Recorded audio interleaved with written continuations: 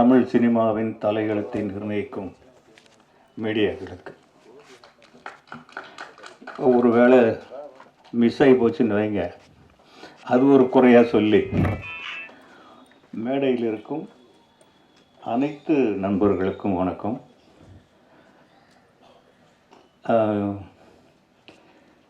நிஜமாக எனக்கு டைரக்டர் அம்மா ராஜசேகர், நான் இங்கே தான் முதல் முறையாக பார்க்குறேன் அவரை. பட் ரொம்ப நாளாக கேள்விப்பட்டுக்கிட்டே இருக்கேன். தெலுங்கு ஆந்திராவுக்கு போனாலும் பேசுகிறாங்க, இங்கேயும் பேசுகிறாங்க. ஒரு தில்லு வேணும் அதுக்கு. அதாவது ஒரு அசிஸ்டன்ட் டைரக்டராக நான் 40 படத்துக்கு மேலே ஒர்க் பண்ணேன். அப்புறம் டைரக்டரானேன். 10 படம் ஒர்க் பண்ணிவிட்டு, பட் இன்றைக்கெல்லாம் வேறு மாதிரி இருக்குது. 4 ஷார்ட் ஃபிலிம் பண்ணிவிட்டு டைரக்ட் பண்ணணுன்னு தான் வராங்க. அவர் ஒரு டான்ஸ் மாஸ்டராக இருந்து இயக்குனர் ஆனது.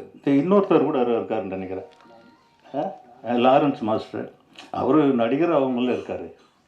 அதனால் இப்போ ராஜசேகர் சார் வந்து ஒரு சிறப்பான ஒரு திறமை தான் அது. ஏன்னா அவங்களுக்குள்ள அந்த கிரியேட்டிவிட்டி இல்லைன்னா அவங்க நடன அசைவுகளே அமைக்க முடியாது. அவங்க டைரக்டரோட சிறப்பான கலைஞர்கள், அவங்க டான்ஸ் மாஸ்டர்கள். அதனால் அவருக்கு என்னுடைய வாழ்த்துக்கள். நான் இங்கே வந்ததுக்கு ஒரே காரணம், இந்த படம் இல்லை, நீங்கள்லாம் இல்லை. பிரேம்நாத் பாப்பா கொஞ்சம் முன்னாடி இது உனக்காக தான் கொண்டு வந்தேன். அங்கே இருந்து என்ன அந்த துண்டு எடுத்துகிட்டு போகிறானேன்னு யோசிப்பாங்க. எனக்கு கொடுத்ததை நான் உனக்கு கொடுத்ததை. வாசு மாஸ்டர் எங்கே வாங்க, இங்கே இன்னொரு துண்டு இல்லை, ஒன்று தான் கொடுத்தாங்க.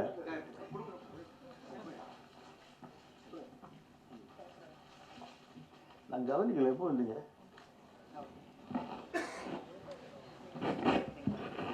கரெக்ட்.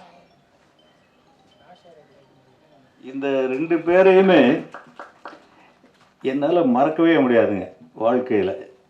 இந்த உயரத்திற்கு அவங்க ஒரு காரணம். அது ஏன்னு அவங்களுக்கே தெரியாது. தெரியுமா? தெரியாது. செல்வமணிக்கு தெரிஞ்சிருக்க வாய்ப்பு இருக்குது. ஏன்னா நம்ம தமிழ்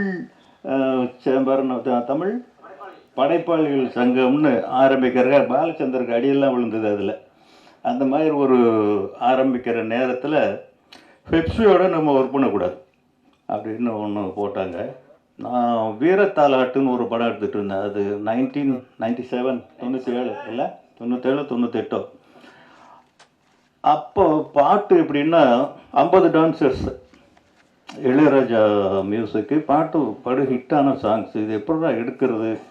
பெப்சி தொழிலாளர்கள் இல்லாமல் அவங்கள மாதிரி டான்சர்ஸ் எங்கே கிடப்பாங்க? அவர் எங்கே பிடிச்சாரோ என்னமோ தெரியல. 25 கேர்ள்ஸ் 25 பாய்ஸ், 2 சாங்கு தேனியில்.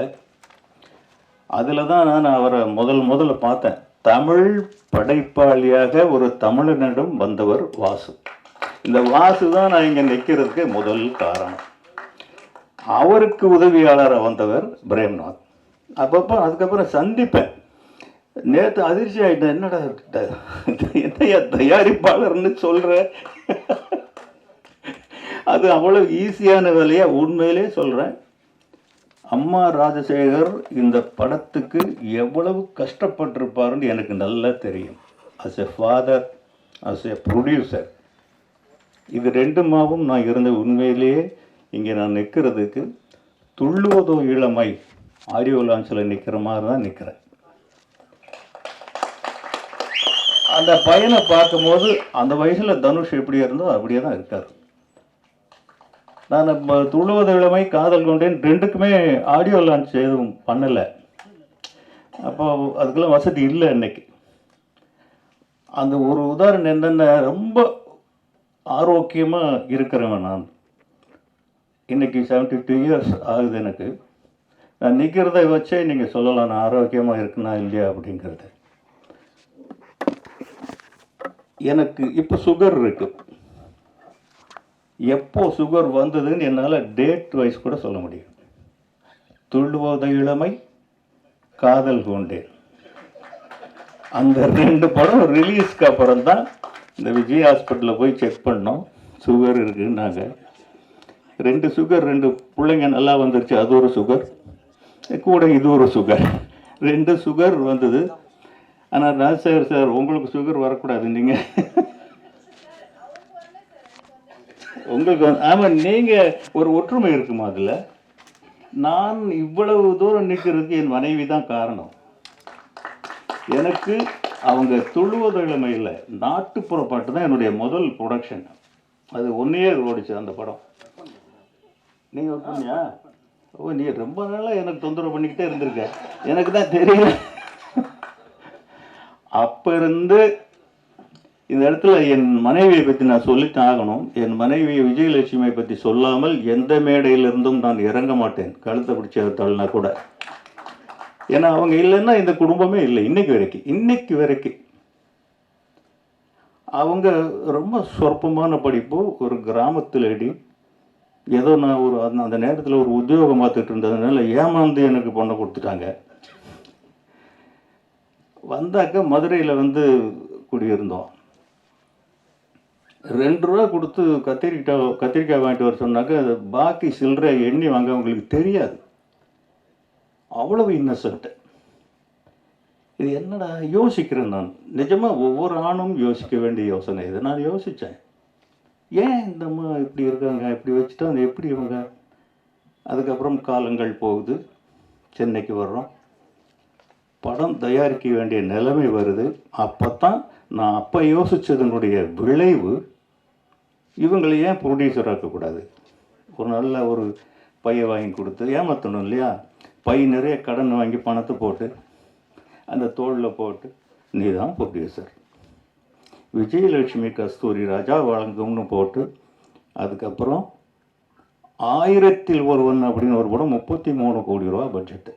அதையும் அவங்க தான் எடுத்தாங்க. அந்த திறமையை அவங்களே வளர்த்துக்கிட்டதுனால அவங்க பட்ட கஷ்டங்கள், கோர்ட்டுக்கெல்லாம் போயிருக்கோம், ஸ்டேஷனுக்கெல்லாம் போயிருக்கோம். நீங்கள் இவ்வளோ தூரம் பண்ணீங்க கூட இருக்கீங்க அப்படிங்கும்போது நீங்கள் எவ்வளோ சிரமப்பட்டிருப்பீங்க அப்படிங்கிறத என்னால் உணர முடியுது. அதுக்காக சொல்கிறேன். வந்துச்சா? இதனால தான் வந்ததா? ஓ இல்லை, பயப்படாதீங்க. உங்கள் பையன் ரொம்ப சுகர் மாதிரி இருக்கார், உங்களை நல்லா காப்பாற்றுவார். நல்லா பண்ணியிருக்காரு. அந்த அந்த ட்ரெய்லர் பார்த்தோம், அற்புதமான ட்ரெய்லர். ஒரு புது பையன்னு யாராலையும் சொல்ல முடியாது. இப்போ நீங்கள் ஒரு கட்டாயமாக வாரிசுகள் வரணுங்கிறது இல்லை, தலையெழுத்து இருந்தால் வந்து தான் தீருவாங்க. நீங்கள் என்ன சொன்னாலும் படிக்க வைக்க முடியாது. செல்வராகவன் அவருக்கு என்ஜினியரிங் சீட். நான் ஊர்லேருந்து கிராமத்துலேருந்து வந்ததே டாக்டர், என்ஜினியர், இந்த 2 கனவுகளோடு தான் வந்தேன். பிள்ளைகளை படிக்க வைக்கணும் அப்படின்ட்டு. பொம்பளை பிள்ளைங்க 2 பேரும் டாக்டர் ஆகிட்டாங்க. செல்வராகவன் என்ஜினியர் ஆகிட்டார். தனுஷ் +2 நானே பிடிச்சி கூட்டிகிட்டு வந்துட்டேன். செல்வராகவனுக்கு என்ஜினியரிங் சீட் வாங்கிறதுக்கு இத்தனை படம் எடுத்ததுக்கு நான் கஷ்டப்படல. அவ்வளவு கஷ்டப்பட்டு வாங்கி கொடுத்து தேடியர் முடிஞ்ச உடனே வந்தார். அப்படி புக்கை தூக்கி எறிஞ்சிட்டு, அம்மா காஃபி, அப்பா நோ காலேஜ், நோ படிப்பு.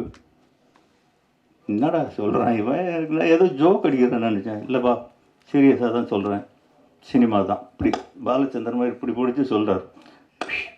இதாங்கிறான். அந்த சீட்டு வாங்கிறதுக்கு தெருவா அசிஸ்டன்ட் டைரக்டர் கூட நான் அவ்வளோ வலையிலைங்க. வாங்கி ஈஸியாக சொல்கிறான்.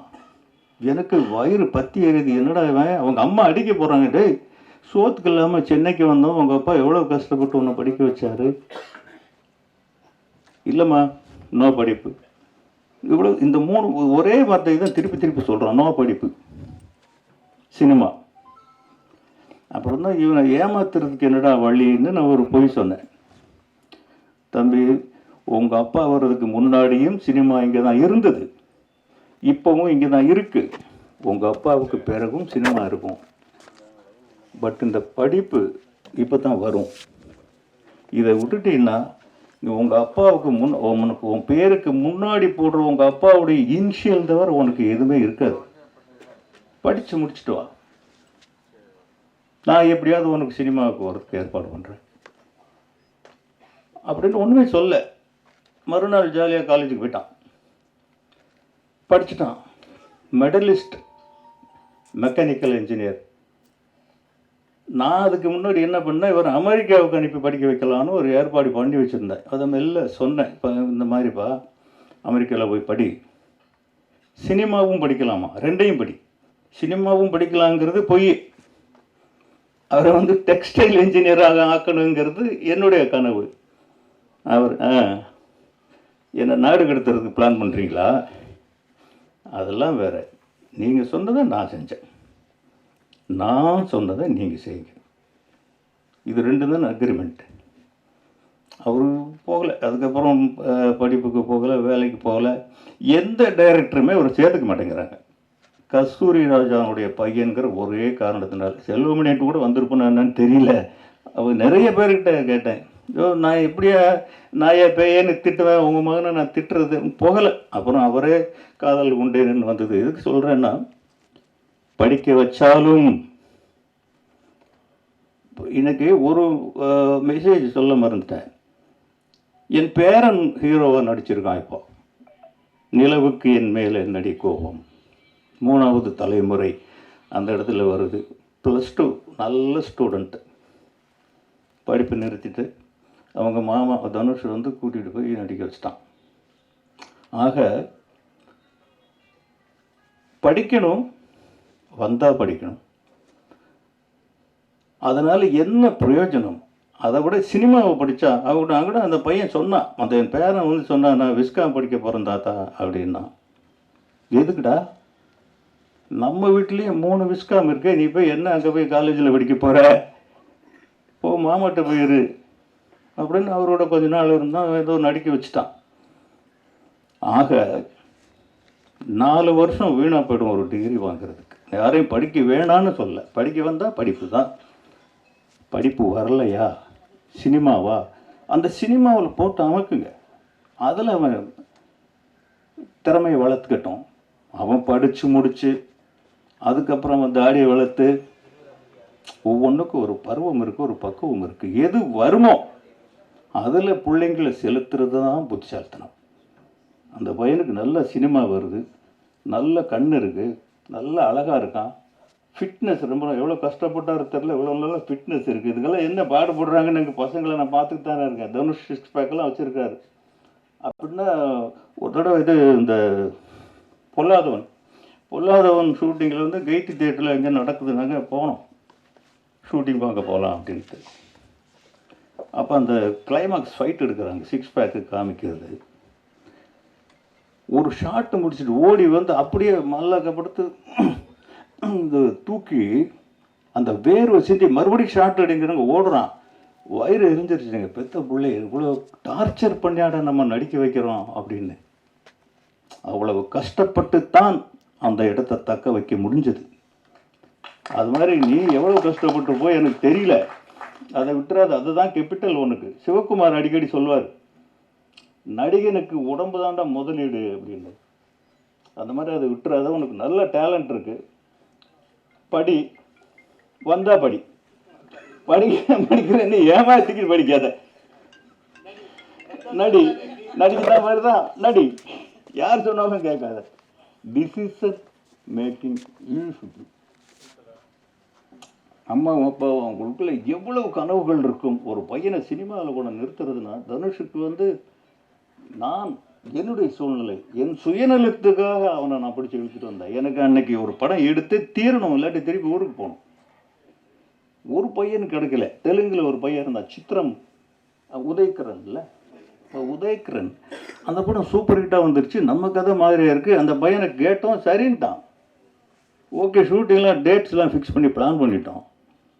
திடீர்னு உஷாகரன்லேருந்து ஃபோன் பண்ணுறாங்க, அந்த பையன் நடிக்க முடியாதுங்க, நம்ம டேட்ஸு கொடுத்த அட்வான்ஸ் எல்லாமே போகுதுங்கும் போது வேறு வழியிலன்னு அப்போ தான் ஞாபகம் வருது, அடைச்சி நம்ம வீட்டில் ஒரு பையன் இருக்கானே அப்படின்னா. வீட்டில் சொல்லக்கூட இல்லைங்க, வேட நான் ஸ்கூலில் ட்ராப் பண்ணுறேன்னு ஷூட்டிங் ஸ்பாட்டுக்கு கூட்டிகிட்டு போயிட்டேன். அங்கே வந்து அலறான், இப்படி அலறான். அவர் எக்ஸாம் டைம் வரும், 2 மாதம் ஹாலிடேயில் முடிக்கிறேன்னு ஆரம்பித்து ப்ராமிஸ் பண்ணி வீட்டில் எல்லோரும் எகெயின்ஸ்ட். சந்தோஷமா இப்போ அவங்க லைஃப்பை நாசமாக்கிட்டீங்களா? இப்படி தான் எல்லோரும். இதுக்கப்புறம் செல்வமணி நீங்கள் சொன்னது ஒரு விஷயம் தப்பு. அதாவது அவங்க தனுஷ் வந்ததுக்கு செல்வாதான் காரணம், அவங்க அப்பா தான் காரணம். 60% படம் நான் எடுத்துட்டேன். ஆமாம், 60% படம் எடுத்துட்டேன். அதுக்கப்புறம் ஒரு கிராமத்து படம் ஒன்று வந்தது, காசு இல்லை. சரி, இதையும் பண்ணா அந்த காசு இதில் போடலாமே அப்படின்ட்டு என்னடா பண்ணுறேன்னு, இவன் டைரக்டர் ஆகிறேன்னு சொல்லிட்டு இருக்கானே, அவன்கிட்ட கொடுத்து பார்ப்போம்னு ஒரு 2 நாள் கொடுத்துட்டு நான் பின்னாடியே நின்றுருந்தேன், எப்படி எடுக்கிறாருன்னு பார்ப்போம். அவன் 60 அடி 100 அடின்னு எல்லாம் ஷார்ட் லெங்க்த்தே எடுக்கிறார் செல்வா. நான் சொன்னேன், தம்பி இது வந்து எடுக்கிற, இது எப்படியா நீ எடிட் பண்ணுவ, இதில் ஒரு போர்ஷன் மட்டும் யூஸ் பண்ண முடியாதுல்ல அப்படிலாம் இருந்து. ஆனால் உண்மையிலே செல்வமணி நீங்கள் சொன்னது உண்மை. இல்லை இல்லை, நீங்கள் சொன்னது உண்மைன்னு இப்போ சொல்ல வரேன். செல்வராகவன் வந்ததுனால தான் அந்த துள்ளுவதோ இளமை அப்படி ஒரு படமாக வந்தது. நான் எடுத்திருந்தால் ஒரு படமாக வந்திருக்கும். ரெண்டாவது, யுவன் சங்கர் ராஜாவுக்கும் செல்வராகவனுக்கும் மிகப்பெரிய நெருக்கமாயிடுச்சு. அதில் அந்த பாட்டு தாங்க. யுவன் சங்கர் ராஜா இல்லைன்னா 2 பேருமே, செல்வாவும் கிடையாது தனுஷும் கிடையாது. யுவன் தான் மெயின் ரீசன். அவ்வளோ நல்ல சாங்ஸ் கொடுத்துருந்தார். அதனால நம்ம பிள்ளை என்ன, இவன் யார் அப்படின்னு தீர்மானிக்கிற கடமை, பொறுப்பு, தலையெழுத்து எல்லாமே நமக்கு தான் இருக்கு. இன்னைக்கு பசங்க வேஸ்டா போயிடுவாங்கங்கிறது ஒரே ஒரு வழியில தான், ட்ரக்ஸ், போதை. இதில் போனாத்தான் வீணாக போயிடுவானுங்க. மற்றபடி அவங்க நம்மளை விட அதிகமாக சாதிப்பாங்க. அவங்களுக்கு எல்லா அறிவும் இருக்குது நம்மளை விட. ஏன்னா ஒரு பிடிவாதமாக நான் சொல்கிறத கேள்றாங்கிறது எவ்வளோ பெரிய முட்டாள்தனம்ங்கிறது இன்றைக்கி வரைக்கும் நான் உணர்ந்துட்டுருக்கிறேன். நான் பிறந்தது 1952, தனுஷ் பிறந்தது 1983. 2 கலாச்சாரம் ஓட்டுமா? ஓட்டாது. டேய், நீ வடை சாப்பிட்றா, நீ சோளச்சோறு சாப்பிட்றா, இப்படி நம்ம சொல்ல முடியுமா? அவன் இன்னைக்கு பிஸ்ஸா சாப்பிடுவான், வேறு என்னென்னமோ இருக்குது, அதெல்லாம் சாப்பிடுவான். இதை நாம் புரிஞ்சுக்கிட்டாதான் அவனுக்கு என்ன முடியுமோ, அவனுக்கு என்ன புரியுமோ, அவனுடைய தலையெழுத்து என்னன்னு அவன் நிர்ணயம் பண்ணுறானோ அந்த சுதந்திரத்தை முதல்ல அவனுக்கு கொடுங்க. அப்போ தான் அவனால் முன்னுக்கு வர முடியும். கெட்ட வழியில் போகிறதுக்கு எந்த பேரண்ட்ஸும் சப்போர்ட் பண்ண மாட்டாங்க. அதனால் அந்த பையன் வர்றதுக்கான எல்லா அறிகுறியும் இந்த ட்ரைலரில் தெரியுது. ஒரு இடத்துல கூட அவர் ஒரு புதுமுகம் அப்படிங்கிறது தெரியவே இல்லை. மீடியாக்களுக்கு வந்து கேட்டுக்கிறது என்னென்னா, நீங்களாம் வந்திருக்கீங்க, வனிதா அப்போவே சொன்னாங்க, எழுதுங்க, தப்பாக எழுதுங்க. ஆனால் நீங்கள் தப்பாக தான் எழுதுவீங்க. தப்பாக எழுதுனா தான் அது நல்லா போய் ரீச் ஆகும். சரியாக எழுதுனா போகாது. எழுதுங்க. ஒரு புது பையன் உங்களை நம்பி தான் வரோம். இன்றைக்கி வந்து உங்களை விட்ட சினிமாவுக்கு வேறு நாதி இல்லைங்க. நிஜமாவே மீடியா எழுதுறது தான் இவ்வளவு வசூல், எப்படி தான் இவங்களுக்கு தெரியுமோ நீங்கள் தான் எழுதுறீங்க. இத்தனை கோடி டாக்ஸு நீங்கள் தான் எழுதுறீங்க. எப்படி எங்களுக்கு தெரியல, படம் எடுத்தவங்களுக்கு உங்களுக்கு தெரியுது, எழுதுறீங்க. எழுதுங்க. எதையாவது ஒரு படத்துக்கு அங்கேருந்து வந்துருவோம், உங்கள் மூலமாக தான் போய் சேரணும், வேறு வழியே இல்லை. இன்னைக்கு போஸ்டர் ஒட்டுற கலாச்சாரம் போயிடுச்சு, ட்ரெய்லர் போடுற பழக்கம் போயிடுச்சு, ஒவ்வொரு தியேட்டருக்கும் ட்ரெய்லர் அனுப்புவோம், அதுவும் போயிடுச்சு. இன்றைக்கி என்ன இருக்குது? உங்களை தவிர வேறு வழியே கிடையாது. உங்களை ரெக்வஸ்ட் பண்ணி கெஞ்சி கேட்டுக்கிறேன், இந்த படத்தை பற்றி 4 நல்ல வார்த்தை எழுதுங்க. அந்த பையன் பெரிய ஹீரோவாக வருவாருங்கிற அறிகுறிகள் அத்தனையும் இருக்குது. உங்களை விட அதிகமாக மறுபடியும் கூட்டம் கூட்டி உங்களை இன்னும் உங்களோட உறவு வச்சுக்குவார் அவர். அதில் எந்த விதமான சந்தேகமும் கிடையாது. அவனுடைய வாழ்க்கையின் கதவுகளை நீங்கள் திறந்து விடுங்க. நன்றி, வணக்கம்.